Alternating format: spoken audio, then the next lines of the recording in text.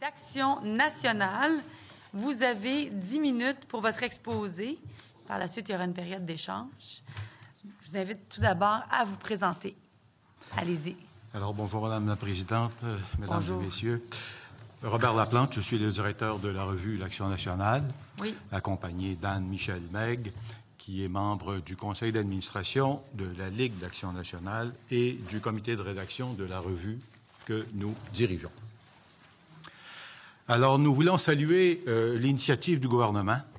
Un effort, en effet, s'impose pour traiter avec plus de rigueur les questions relatives à l'immigration. Il existe dans le débat public une confusion certaine autour de ces questions, sans compter, bien sûr, des affrontements idéologiques qui ne font pas de quartier.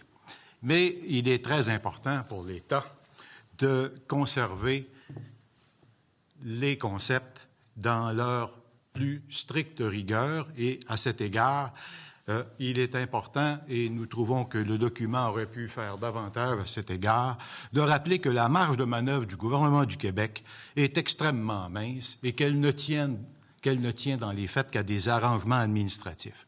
Malgré les ententes signées, c'est Ottawa qui fixe les paramètres de la politique d'immigration, y compris la politique d'immigration du Québec.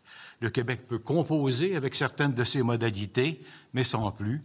Il bouge dans un espace qu'il ne contrôle pas.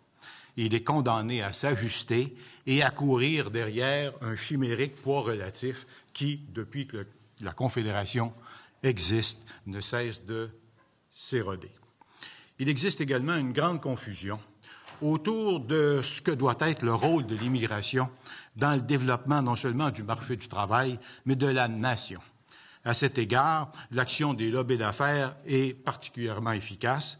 À en croire, l'immigration serait une véritable panacée aux problèmes de main-d'œuvre, renversant dans le discours ce qui est pourtant l'ordre logique des choses. Les pénuries de main-d'œuvre, ça se gère d'abord avec une politique de main-d'œuvre, et cette politique de main-d'œuvre comporte un volet qui est celui du recours aux travailleurs immigrés. Alors, déjà, de rétablir les choses et de mettre les perspectives au bon endroit contribuerait à assainir et à rendre plus fructueux le débat public. Le document de consultation propose des objectifs et à cet égard, ils ne sont pas nouveaux, ils sont pertinents, c'est un fait, mais nous ne les considérons que comme un premier pas. Des énoncés généraux et des intentions, ça ne suffit pas. Il y a dans le document un véritable vice de méthode, en fait une lacune en ce qui concerne les objectifs qui ne sont malheureusement que très rarement et très peu chiffrés. On ne comprend pas quels sont les indicateurs sur lesquels ces objectifs peuvent se vérifier, se déployer, quels sont les indicateurs qui pourraient donner les guides d'action.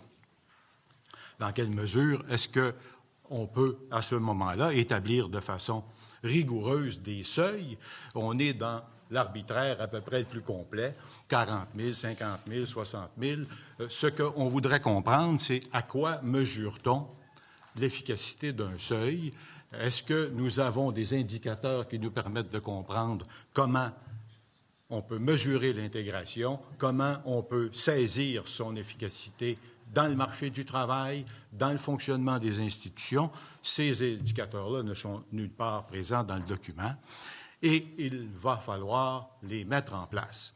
Et les mettre en place avec un suivi rigoureux, et nous pensons que l'Institut de la statistique du Québec pourrait être l'institution qui pourrait faire ce suivi et contribuer à développer un modèle rigoureux qui nous permettrait ensuite de mesurer le résultat de l'action gouvernementale en commission parlementaire de façon à ce que des données soient partagées par tout le monde avec une méthodologie explicite et avec, bien entendu, une crédibilité scientifique sans faille. Donc, ces lacunes en matière de gestion sont corrigeables et nous espérons vivement que le gouvernement va donner à l'Institut de la statistique les moyens de le faire convenablement. Mais une politique d'immigration, ce n'est pas autoportant. C'est aussi une pièce dans un ensemble, et cet ensemble, ce n'est pas le marché du travail. Cet ensemble, c'est l'intérêt national tel qu'il est défini comme essentiel à la vie de la nation. Et là-dessus, le document devrait l'établir encore plus clairement que jamais. Le grand objectif d'une politique d'immigration, c'est de contribuer à renforcer le caractère français du Québec.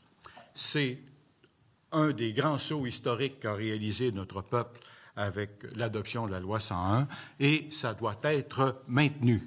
Pour que cet objectif puisse servir, il faut bien comprendre qu'accueillir plus que la capacité de franciser, c'est éroder le socle de la nation. C'est une vérité élémentaire de la sociologie. Ça fait plus de 150 ans que les sociologues ont fait cette démonstration.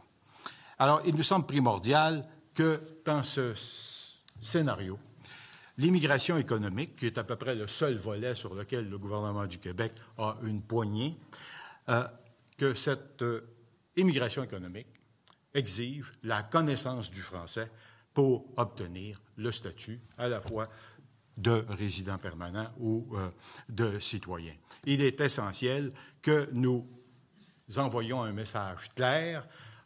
La société d'accueil pour l'immigrant, c'est le Québec français. C'est la langue française qui est notre ciment et notre instrument de délibération publique. Et à cet égard, c'est aussi, comprenons-le, il faut le comprendre, le gage de succès pour une intégration réussie, donc pour une réussite du projet migratoire lui-même. Mettre des gens qu'on invite dans notre société au beau milieu d'un conflit de légitimité entre deux modèles linguistiques, ce n'est pas leur rendre service, ce n'est pas nous rendre service. C'est pourtant, malheureusement, encore le cas. On parviendra certainement pas à convaincre le gouvernement fédéral de respecter la loi 101, y compris à l'aéroport. Alors, dans le même esprit, on pense aussi qu'il faut envoyer un message de cohérence. Donc, enlever ce privilège de séjour temporaire dans les écoles anglaises. On ne peut pas être un peu enceinte. Alors, on ne peut pas non plus être un peu une société française. On l'est ou on ne l'est pas. Et il faut clairement établir qu'on immigre dans une société française, on séjourne dans une société française.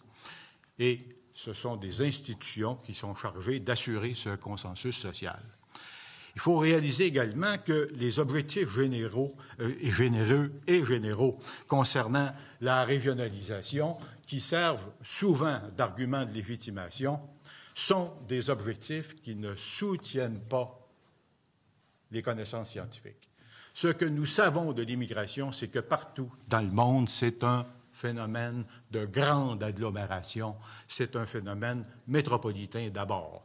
Alors, s'imaginer que hausser les seuils pour combler les besoins dans les régions, ce n'est rien d'autre qu'un vœu pieux qui n'est pas soutenu par les évidences scientifiques. Et le sens commun nous l'établit également. Les immigrants n'ont pas plus de raisons et de motifs d'aller dans les régions que les natifs n'en ont de s'y cramponner. Les problèmes relatifs à la difficulté de recruter des travailleurs dans les régions tiennent à une multitude de facteurs et pas seulement à une difficulté ou à un effort à accroître pour les convaincre les immigrants d'aller dans les régions. C'est la structure du peuplement qui est, à ce moment-là, à restaurer. Et ça, c'est une politique de population qui peut faire ça. Ce n'est pas une politique d'immigration. Voilà, Madame la Présidente, pourquoi on pense que, essentiellement, il faut mettre de l'ordre dans les concepts et attribuer à l'immigration les vertus qui sont la sienne, créer les conditions pour que les progrès et les projets migratoires réussissent, mais en même temps s'assurer qu'on ne se berce pas d'illusions et que nous allons avoir une administration publique rigoureuse qui va placer les concepts aux bons endroits et qui va permettre une reddition de comptes qui va donner un débat public serein et surtout rigoureux. Merci, Madame la Présidente. Merci à vous pour votre exposé. Nous allons maintenant débuter la période d'échange. J'invite le ministre à prendre la parole pour un bloc de 16 minutes. Merci, Madame la Présidente. Madame Eggs, Monsieur Laplante, bonjour. Merci d'être présent à l'Assemblée. Écoutez, d'entrée de jeu, sur la première orientation, la recommandation que vous nous formulez, c'est que on devrait faire l'indépendance du Québec pour assurer le contrôle de l'immigration, j'imagine? Absolument, c'est la seule manière d'avoir une politique cohérente. La plupart des intervenants qui vont venir ici vont vous dire que toutes les mesures que nous pouvons prendre dépendent en grande partie soit que les compétences fédérales ont priorité, soit que l'administration fédérale les impose, etc. Alors, dans les circonstances, une politique québécoise d'immigration sans l'indépendance, c'est une politique qui cherche à limiter les incohérences que nous inflige la situation canadienne. Ça ne veut pas dire qu'il ne faut pas essayer de les limiter, bien entendu, mais il ne faut surtout pas se conter des histoires. Ça va rester incohérent. Que nous fixions le seuil à 40 000, à 60 000, à 100 000, de toute façon, c'est le fédéral qui va avoir le contrôle sur le processus qui va faire qu'on va mener l'attribution d'un permis de séjour ou d'un statut de résidence permanente au Québec.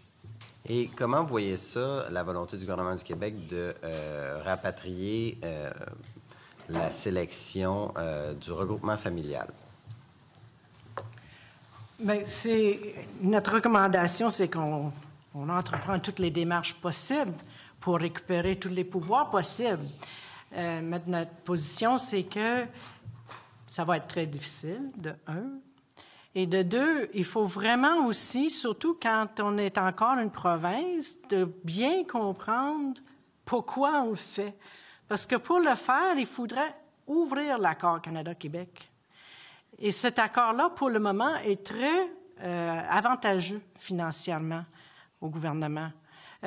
Donc, avant de l'ouvrir, puis peut-être perdre financièrement, il faudrait savoir pourquoi on l'ouvre et comment on va sortir plus gagnant après l'avoir ouvert. Mais en fait, là, vous êtes dans les modalités, là. Puis, je ne partage pas nécessairement ce que vous dites au point de vue de votre opinion sur l'accord Canada-Québec. Cela étant dit, sur le fondement même de dire que le Québec devrait avoir la compétence en matière de regroupement familial, qu'est-ce que vous en pensez? Puisque nous pensons que le Québec doit posséder tous les pouvoirs, chaque fois qu'il peut en ajouter un, c'est un pas dans la bonne direction. Cependant, quand on sait comment fonctionne le Canada, on a beaucoup de difficultés à imaginer, à moins d'être un jovialiste terrible, ce qui est assez fréquent chez les fédéralistes, de penser que le Canada va tolérer un régime à deux vitesses, un programme de réunification familiale pour le Québec et un autre pour le Canada. Ça, vraiment, l'histoire nous enseigne qu'il faut être singulièrement optimiste. Vous avez dit tout à l'heure, écoutez, les seuils sont déterminés par le gouvernement fédéral. Je donne un exemple. Cette année, pour l'année 2019, le Québec va accueillir 40 000 personnes immigrantes. C'est la volonté du gouvernement du Québec qui a été mis en application en respectant le plan annuel du gouvernement du Québec. Même chose au niveau du plan d'immigration pluriannuel que je vais déposer avant le 1er novembre, suite aux consultations, suite à ce qu'on va avoir entendu ici. C'est une discussion qu'il y a avec le gouvernement fédéral, mais la volonté de l'Assemblée nationale, du gouvernement, est respectée par le fédéral.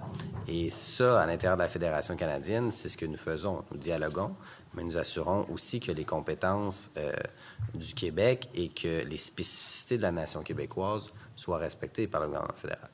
Alors, l'expérience que j'en ai depuis que je suis ministre de l'Immigration, c'est qu'on a diminué les seuils à 40 000 et c'était la volonté et le résultat de la dernière élection.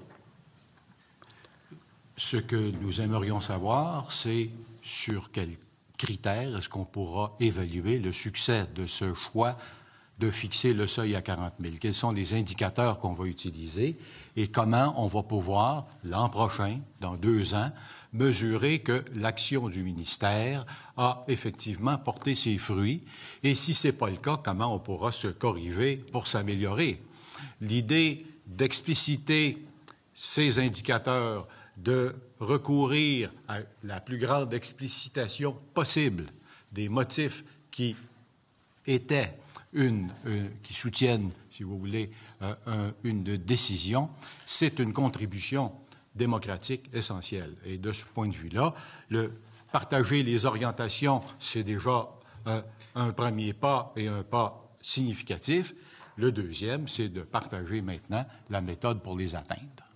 Mais moi, j'en étais davantage sur le mécanisme de comment est-ce que, avec le gouvernement fédéral, il y a une discussion pour dire, bien, écoutez, même si on sélectionne les réfugiés et l'immigration économique, bien, on réussit à atteindre nos cibles en fonction du plan annuel d'immigration.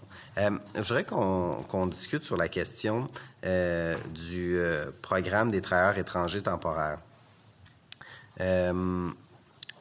Vous proposez dans votre mémoire qu'on contrôle ce programme-là. J'en suis également. On a demandé au gouvernement fédéral que l'étude d'impact sur le marché du travail soit uniquement faite par le gouvernement du Québec. Et là-dessus, je suis content de savoir que vous nous appuyez, à savoir que pour les employeurs du Québec, c'est important ce programme-là et que justement, il faut avoir le plus de pouvoir possible sur l'immigration temporaire. Bien, soyons clairs, là. Comme avec le regroupement familial et comme tous les autres volets d'une politique d'immigration, on croit que ce serait bien que le Québec le contrôle. Ça, c'est clair. Mais la question de l'immigration temporaire versus l'immigration permanente, le titre de cette section, c'est un choix à débattre. Parce qu'il y a beaucoup de questions par rapport à l'utilisation des temporaires et les effets que ça peut avoir, démographiques ou autres. Donc, oui, ce serait bien que le Québec contrôle ses frontières, que le Québec contrôle ses politiques internationales, que le Québec contrôle les entrées puis les sorties, et l'immigration temporaire et permanente. Mais à ce moment-ci, il y a beaucoup d'éléments de la politique canadienne qui chevauchent et mettent de la pression politique ou autre sur les décisions et les choix du Québec. OK. Sur la question de la francisation en entreprise, vous dites que les entreprises devraient jouer un plus grand rôle en matière de francisation. C'est quoi votre vision? Clairement, d'abord, la francisation doit nous permettre de régler les problèmes que nous avons accumulés dans la mollesse et la négligence d'appliquer les choix de la loi 101. Premièrement. Deuxièmement, il faut travailler avec l'imposition de la connaissance préalable du français pour l'immigration économique. On vient à ce moment-là de faire une saine décision de gestion des ressources publiques. Autrement, on importe des dépenses, ce qui est absurde. Nous pouvons, et le bassin d'immigrants capables de parler ou d'apprendre le français est suffisamment grand pour combler tous les besoins. En entreprise... Ce que vous diriez, là, juste au niveau de la sélection, là, vous dites, bien, écoutez, on devrait sélectionner uniquement des gens qui ont une connaissance du français. Donc, ceux-là sont fonctionnels tout de suite.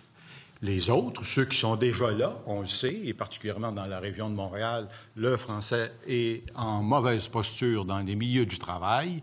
Et il faut précisément prendre les ressources que nous consacrions autrement à cette francisation-là de gens qu'on sélectionne, même si on sait qu'ils ne parlent pas français. On pourrait utiliser ces ressources-là pour mieux encadrer et mieux organiser la francisation dans les milieux de travail, ce qui supposerait évidemment aussi une contribution plus grande de la part des employeurs et surtout un engagement plus senti à l'endroit de cet objectif de société. Et je reviens à ma question. Pour votre organisation, vous voudriez uniquement que le Québec sélectionne ces personnes immigrantes dans des bassins francophones? Pas seulement dans les bassins francophones, pas du tout. Ce que nous disons, c'est connaissance préalable du français pour l'immigration économique. Alors ça, qu'ils viennent du Pakistan ou de Ouagadougou, ça n'a pas d'importance. Avec une barrière à l'entrée, exemple, une connaissance de niveau 7. Les niveaux, ça se discute sur le plan technique, mais l'idée, c'est que si on veut que cette immigration économique soit la plus féconde possible, il faut qu'elle soit immédiatement fonctionnelle. Et la meilleure manière de le faire, c'est d'arriver en maîtrisant déjà la langue. J'ajouterais juste que, surtout quand on parle de régionalisation, c'est beaucoup plus simple pour quelqu'un qui parle déjà le français de s'intégrer en région. C'est plus facile de s'arranger dans une autre langue, même des fois la langue maternelle, mais en anglais, dans la région métropolitaine. Mais si on cherche l'immigration qui va être... Et c'est beaucoup plus facile par rapport aux adultes, parce qu'au point de vue des enfants, ils vont aller dans les écoles françaises. Mais la francisation des adultes est plus lourde, plus difficile, plus long. Et donc, ce serait nettement... plus avantageux là, de prendre les gens qui le connaissent déjà. On propose niveau intermédiaire justement pour qu'il y ait une connaissance et puissent s'intégrer plus facilement. Je vous remercie. Chez M. le Président, j'ai des collègues qui souhaitent poser des questions. Merci infiniment, Monsieur le ministre. Je suis prêt à reconnaître pour un temps de parole de 5 minutes, Monsieur le député de Chauveau. Merci beaucoup, Monsieur le Président. Monsieur Laplante, Madame Lévesque. Je crois que c'est Madame Lévesque, j'ai bien compris. M-E-G-G-S. Merci beaucoup. Alors, écoutez, c'est un privilège de vous accueillir, puis merci. Je voudrais poursuivre un peu sur la francisation, parce que, M. Laplante, tout à l'heure, vous avez parlé de l'intérêt national et de ne pas accueillir davantage que notre capacité, justement, à franciser les gens. Moi, je trouve ça intéressant, puis c'est peut-être le bout, je suis un peu en désaccord avec vous, bien que souhaitable d'accueillir le maximum de personnes parlant déjà français, on ne se prive pas, selon vous, de talents qui ont le désir. C'est important, je pense, d'imposer l'apprentissage rapide du français, d'y consacrer les sommes d'argent nécessaires et que ce soit fait rapidement, toujours dans un cadre professionnel, mais justement, des gens qui peuvent nous venir de d'autres communautés, là, des gens d'Amérique latine, d'Asie, d'Afrique et d'autres langues, mais qui ont le désir. Et cette force-là d'apprendre le français au Québec. Vous ne trouvez pas que ce bout-là doit être mis en lumière, qu'on doit pousser vers ça pour le favoriser, justement, parce que j'ai l'impression, c'est une perception, peut-être que je me trompe, et je suis très loin d'être un expert, mais si on veut pousser sur le français à tout prix avant l'entrée au Québec, on risque de se priver de personnes extrêmement intéressantes. Écoutez, ça, c'est indémontrable. Ce que nous pouvons faire, en envoyant le message clair que pour immigrer au Québec, il faut parler français, nous faisons un sérieux test de motivation pour les candidats. Et là-dessus, les succès récents de la déclaration d'intention, il y a déjà 150 000 personnes qui ont fait une déclaration d'intention. Si on leur dit clairement, profitez donc des 7, 8, 10, 15 mois que ça va prendre pour apprendre le français, on n'aura aucun problème. J'ajouterais qu'il y aura déjà dans les catégories humanitaires et familiales des gens qui ont besoin d'être francisés. C'est qu'ils sont très capables de contribuer à la société québécoise. Au contraire, ils ont toutes les compétences et la francisation devrait peut-être se concentrer sur les catégories qui ne sont pas sélectionnées par le français. Mais on ne voudrait pas voir les conditions actuelles baisser encore plus. On préférait, et de toutes les statistiques démontrant les gains par rapport à l'immigration francophone, c'est par la sélection que ça s'est fait. Il ne faut pas compter sur la francisation. Vous sembliez, sur un autre sujet, tout à l'heure un peu sceptique sur la capacité d'évaluer les fameux seuils et le succès de l'immigration. Les indicateurs, vous parlez que les indicateurs actuels sont non vérifiables. Quels seraient, selon vous, des indicateurs qui seraient davantage vérifiables? Comment vous l'établiriez, M. Laplante? Écoutez, il y a une série d'instruments qui ont été développés à la fois par les départements de sociologie, par les instituts de recherche, par l'OCDE même, où on peut déployer une série par procédure d'enquête, par suivi statistique des candidatures. Et là, avec un profil d'accueil et d'accompagnement, on aurait l'instrument idéal pour, justement, chercher l'information utile et pertinente pour ces indicateurs-là, qui nous permettraient de voir comment l'intégration à la société se déroule, où est-ce au travail, est-ce dans la vie communautaire, est-ce dans le système scolaire, où se font les gains, où sont les efforts à accroître, où sont les échecs. C'est ça que nous pourrions faire.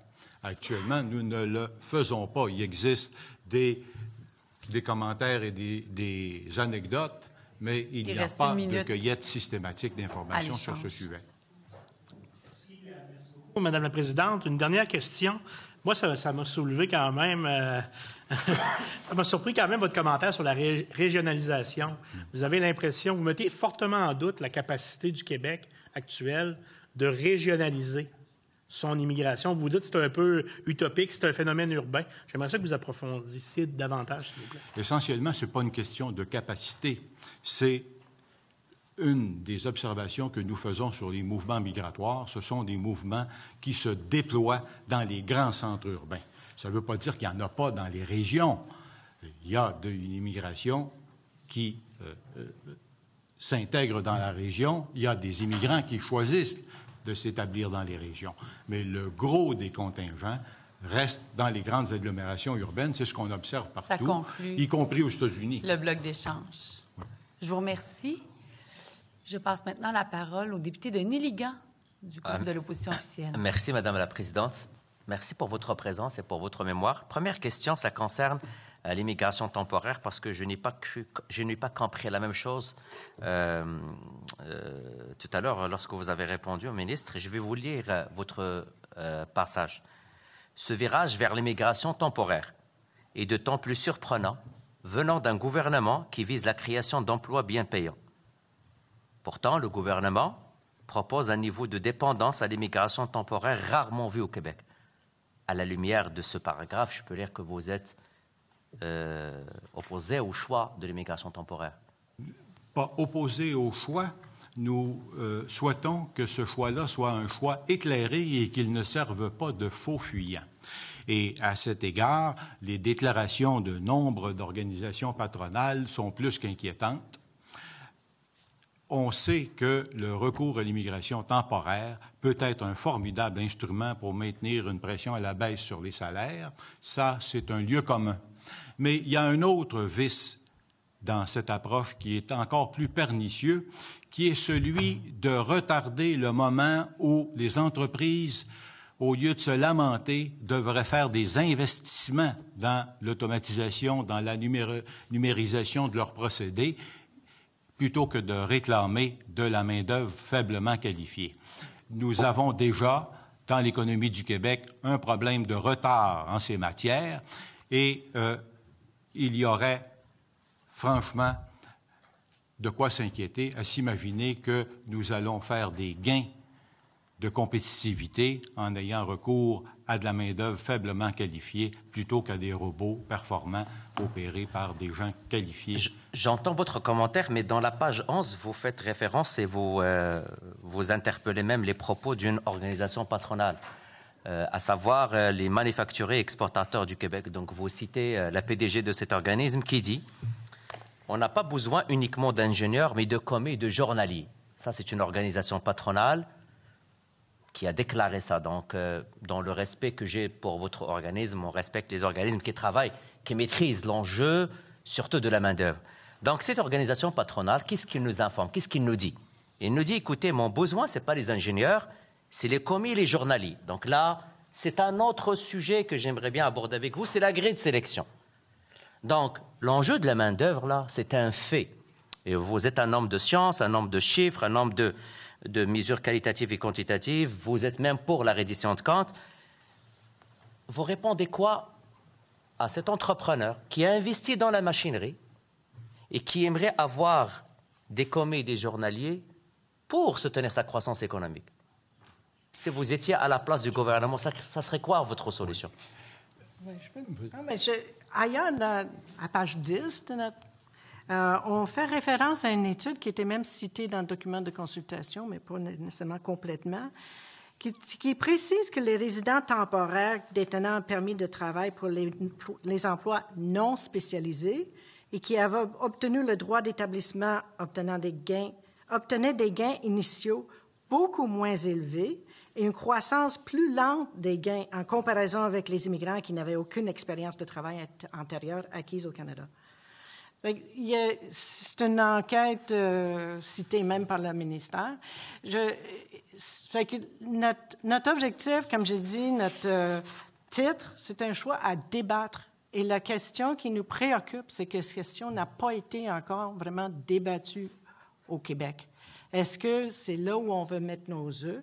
Si oui, mais là, il faut devoir aller chercher le pouvoir parce que ce n'est pas le Québec qui contrôle les conditions de permis de séjour temporaire. En attendant le pouvoir, et je comprends que vous êtes pour la souveraineté, maintenant, pour moi, là, en tant qu'élu, je dois répondre à la pénurie de main-d'œuvre qui est réelle, c'est un fait. Donc, ma question, vous avez soulevé l'incohérence de l'arrêt du programme de l'expérience québécoise PEC. Et là, j'aimerais bien vous entendre parce que c'est des gens qui répondent à 100% à vos préoccupations. Jeunes, parlent français, ils payent leurs études, très bien intégrés, et ils ne demandent qu'à rester au Québec. Le gouvernement, qu'est-ce qu'il fait? Il met un moratoire en plein été, probablement un retour au mois de novembre. Ça, pour vous, est-ce que c'est une bonne ou une mauvaise décision? C'est une question qu'on se posait aussi, parce qu'effectivement, là, il y en a beaucoup qui se sont posé cette question-là. Les réponses peuvent être multiples, on suggère certaines, mais il faut se rappeler aussi que le gouvernement non seulement a baissé les admissions en 2019, ils ont baissé aussi les sélections. Et le nombre de demandes qui arrivent par le PEC, depuis les 2 dernières années, ont augmenté beaucoup. Peut-être qu'ils sont arrivés un peu à leur... Il ne veut pas dépasser les seuils de sélection pour cette année. Ça va juste créer plus d'inventaire à Ottawa. Donc, mais je ne sais pas. Les raisons n'ont pas été élucidées par le gouvernement encore. Mais ils peuvent aussi. Il y a d'autres façons. Le gouvernement fédéral a une autre façon de fonctionner par rapport à des diplômés canadiens. Ils insistent qu'il y ait aussi un an de travail. Peut-être qu'il y a des idées là, de modifier les critères. Mais on ne sait pas. On est tout à fait d'accord, comme bien des gens au Québec, là, que les étudiants, ça enlève un des obstacles majeurs dont on parle tout le temps, c'est de leur reconnaissance des acquis. S'ils ont le diplôme du Québec... Français aussi, c'est un élément très important. Ils parlent français, c'est des étudiants et le fruit de nos universités, à part qu'ils contribuent à la richesse culturelle, mais aussi ils contribuent par leur financement à l'essor de nos universités. En fait, c'est l'élément le plus important et c'est pour cela que j'aimerais bien... je voulais vous poser la question parce que ça va dans le sens même de ce que vous voulez, ce que vous suggérez. J'ai une toute dernière question avant de laisser la parole à ma collègue. Vous avez beaucoup parlé de la reddition de comptes et les mesures qualitatives et quantitatives de l'intégration. Avez-vous établi des indicateurs de mesures de performance? Ce n'était pas l'objet de ce mémoire, mais nous savons qu'il en existe et nous savons aussi que le gouvernement du Québec pourrait mandater soit l'Institut de la statistique, soit un groupe spécial ad hoc pour se doter d'un instrument semblable. Effectivement, c'est, à notre avis, un instrument nécessaire pour éviter que la confusion intellectuelle guide le débat, comme c'est hélas beaucoup trop le cas actuellement, où finalement les jugements péremptoires et les généralisations tiennent lieu de déclarations officielles. Alors, je vous comprends, je veux juste vous citer un exemple parce que je dois absolument laisser la parole à ma collègue. On dit souvent les réfugiés ne s'intègrent pas. Par exemple, où il y a un taux de rétention qui n'est pas très élevé par rapport à une catégorie. Vous voulez que les paramètres du gouvernement, annuel ou pluriannuel, quand il annonce une politique, soient accompagnés par des mesures qualitatives et quantitatives? Oui, je veux savoir si le budget du ministère, qui est consacré à tel programme, donne les fruits pour lesquels les deniers publics lui sont affectés. Ça me paraît essentiel. Merci. Dans la parole à la députée de Bourassa-Sauvé. 2 minutes. Écoutez, oui, vous parliez, et le député de Chauveau vous en est la question aussi, vous disiez que la migration, c'est un phénomène urbain. Et quand on voit la pénurie de main-d'œuvre en région, c'est inquiétant. Qu'est-ce que vous feriez, justement? Comment amener... Alors, quelle est votre solution pour les régions si on est devant la fatalité que ces immigrants-là vont nécessairement s'établir en ville? Ce n'est pas une question de fatalité eu égard à la capacité des régions. C'est un constat sociologique de base. Bon. Alors, ces problèmes de difficulté à trouver du personnel dans les régions tiennent lieu à l'effritement de la structure de peuplement. Et ça tient essentiellement à l'incapacité, et ça a été terrible au cours des 15-20 dernières années, le gouvernement du Québec a renoncé à soutenir et à structurer le développement économique des régions. Il a laissé faire le marché, mais le marché vient de répondre. Essentiellement, c'est pas un problème d'immigration, c'est un problème de développement régional et d'articulation de ce développement régional-là avec les leviers que pourrait conférer une politique de population et une politique d'immigration. Alors, on peut le faire, mais ça ne se fera pas par l'immigration. Ça va se faire par une politique de développement régional et par une politique de population rigoureusement conduite. Alors, il y a un certain nombre de problèmes pour lesquels l'immigration est une réponse, mais il y en a d'autres pour lesquels ce n'est pas une bonne idée, ce n'est pas un bon moyen. Alors, les pénuries de main-d'œuvre sont une réalité complexe. La rareté ne s'exprime pas de la même façon selon les secteurs industriels, selon les régions, selon les particularités des communautés elles-mêmes. Et ça, il faut reconnaître que ça ne se traite pas avec un remède universel, avec une réponse simple, on va en faire rentrer plus. Ça demande justement un monitoring, un suivi très fin, mais évidemment, n'importe lequel résultat d'analyse et de reddition de comptes ne remplacera pas la volonté. Alors, ça nous prend les moyens de faire un développement régional solide. Je vous remercie. Je cède maintenant la parole au député de Laurier-Dorion de la deuxième opposition. Merci. Bonjour, messieurs, mesdames. Vous êtes critique par rapport au test des valeurs. J'aimerais vous entendre. Quelles sont vos critiques? Écoutez, là-dessus, très rapidement, parce que c'est un vaste débat, je vous dirais que le Québec tourne en rond depuis 1968. Okay? Parce qu'essentiellement, c'est un débat qui est induit par une fausse problématique créée essentiellement par la doctrine du multiculturalisme. C'est une doctrine qui a été adoptée pour nier notre existence nationale et pour la combattre. Et dans les mesures de riposte ou de résistance à cette doctrine d'État, il y a eu toutes sortes d'avatars, y compris l'interculturalisme, etc. Si nous avions un pays indépendant, une approche républicaine nous poserait des moyens et des questions qui seraient autrement plus intéressantes. Là, véritablement, on est dans des mesures qui sont complètement à côté de la plaque. Je crois que toute l'énergie que nous avons engloutie ces dernières années dans ces débats-là est une énergie stérile et ses effets, par contre, sont délétères parce que ça sape la cohésion sociale et ça, évidemment, encore une fois, il faut aller à la source et ça sape la cohésion sociale. Pourquoi? Essentiellement parce que nous vivons dans un régime qui finance à même nos impôts une lutte acharnée contre l'intégration républicaine que le Québec doit et cherche à réaliser.